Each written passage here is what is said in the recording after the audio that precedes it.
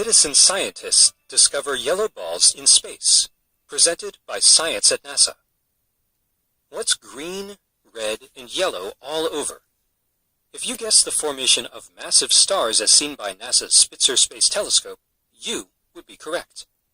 Citizen scientists associated with the Milky Way project, which relies on crowdsourcing to help process scientific data, were recently scanning images from the Earth-trailing infrared telescope and stumbled upon a new class of curiosities that had gone largely unrecognized before. Yellow balls of molecular matter surrounding massive newborn stars. For years, volunteers have been scanning Spitzer's images of star-forming regions, places where clouds of gas and dust are collapsing to form clusters of young stars. Searching for clues to help professional astronomers understand the process of star formation, the volunteers started chatting about the yellow balls they kept seeing in the images of our galaxy, and this brought the features to our attention, says Grace Wolf-Chase of the Adler Planetarium in Chicago. Before the yellow balls popped up, volunteers had already noticed green bubbles with red centers, populating a landscape of swirling gas and dust. These bubbles are the result of massive newborn stars blowing out cavities in their surroundings.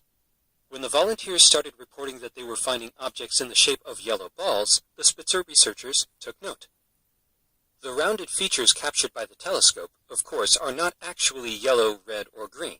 They just appear that way in the infrared, color-assigned images that the telescope sends to Earth.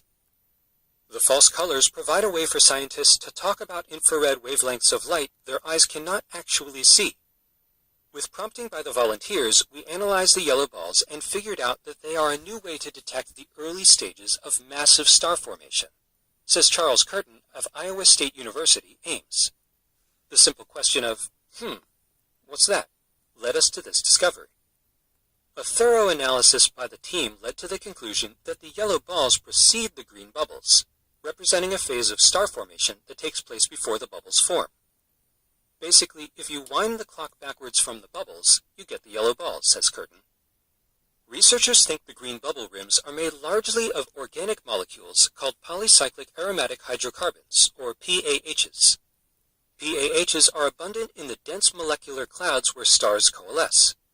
Blasts of radiation and winds from newborn stars push these PAHs into spherical shells that look like green bubbles in Spitzer's images. The red cores of the green bubbles are made of warm dust that has not yet been pushed away from the windy stars. How do the yellow balls fit in? The yellow balls are a missing link, says Wolf-Chase. They represent a transition between very young embryonic stars buried in dense, dusty clouds and slightly older, newborn stars blowing the bubbles. Essentially, the yellow balls mark places where the PAHs, green, and the dust, red, have not yet separated. The superposition of green and red makes yellow. So far, the volunteers have identified more than 900 of these compact yellow features. The multitude gives researchers plenty of chances to test their hypotheses and learn more about the way stars form.